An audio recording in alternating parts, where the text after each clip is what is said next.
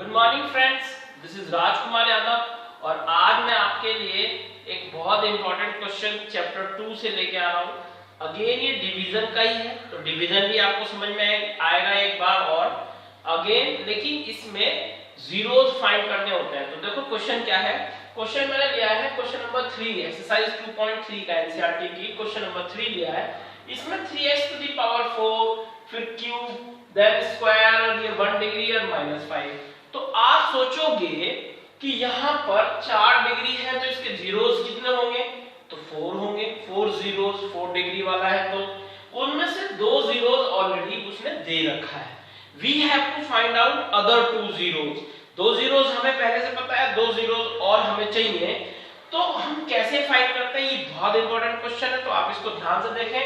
जब भी आपको जीरोस देता है वो x की वैल्यू यानी कि देता है वो √5/3। मैं देख लूं इसका रूट जो वैल्यू दे रखी है वो पूरे पे है क्वेश्चन में, आप दोबारा देख सकते हो, ठीक है। तो x की वैल्यू √5/3 है और x की वैल्यू -√5/3 है। आप इसको इधर ले जाते हो तो इट विल बी 0 और इधर लाते हो तो 5/3 0।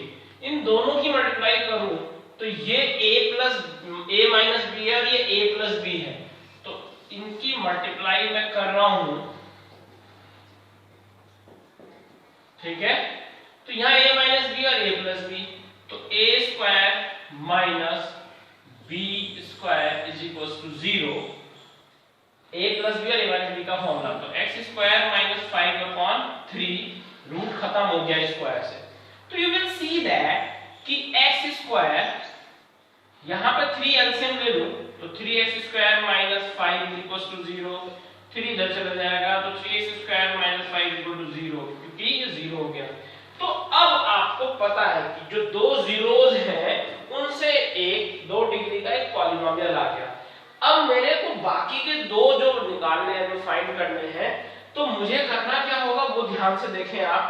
3x स्क्वायर माइनस 5 से मुझे जो ये गिवन है इसको डिवाइड करना पड़ेगा और इसको डिवाइड करके जो कोशेंट आएगा उसको फैक्टराइजेशन के थ्रू मैं बाकी के जीरोस फाइंड करूंगा। तो आप देखेंगे अगेन डिवाइड करने का तरीका, यहाँ 3 है, यहाँ भी 3 है, यहाँ 2 और 4 है, तो 2 चाहिए। तो आप यहाँ पर लिख सकते हो x स्क्वायर, पहला x स्क्वायर से x स्क्वायर में मल्टीप्लाई करोगे, x4 3 ऑलरेडी है तो ये 3 हो गया। फिर x स्क्वायर की 5 में करोगे तो 5x स्क्वायर लिखना हमें x स्क्वायर के नीचे ये, क्योंकि x स्क्वायर आएगा, तो -5x स्क्वायर, ये माइनस और ये प्लस, तो यहां पर ये कैंसिल हो गया।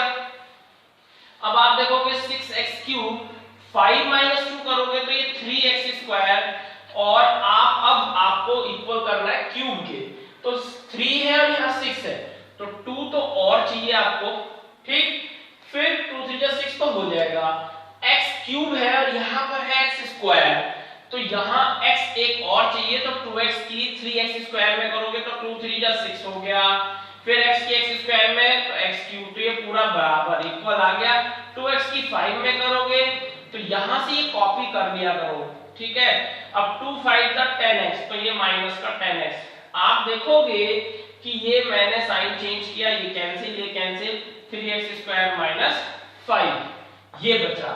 अब आपने करना क्या है कि जो ये रिमाइंडर बचा है, अब 3x स्क्वायर लाना है, तो 1 से कर लोगे तो 3x स्क्वायर आ जाएगा। पहले को हमेशा ध्यान रखना, इक्वल करना 1 से होगा, 1 की अब 5 में भी मल्टीप्लाई होगी, तो आप देखोगे कि यहाँ पर ये मैंने साइन चेंज किया, तो साइन चेंज करने से ये 0 आ गया।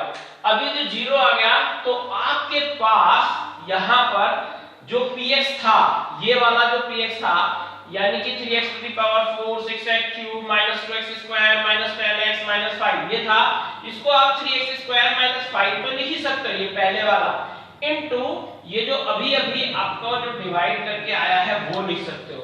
इसके फैक्टर करोगे या डायरेक्ट आइडेंटिटीज आप यूज करोगे तो आप देखोगे ये x + 1 का होल स्क्वायर है। इसका मतलब ये हो गया कि 3x स्क्वायर माइनस 5 x + 1 और x + 1 ये दो बार आपने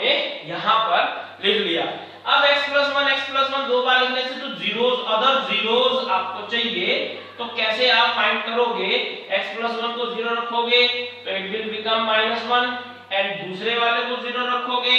जीरोस के लिए हमेशा फैक्टर्स को 0 के इक्वल लिखते हैं, तो यहाँ पे x की वैल्यू भी -1 हो जाएगी। सो गाइस हम बाकी के जीरोस इस तरीके से फाइंड कर सकते हैं। तो आज के लिए इतना ही। तो Times Mathematics Classes by R K Yadav, इस चैनल को आप अगर सब्सक्राइब करते हैं तो आगे भी वीडियो मिलती रहेगी। All the best.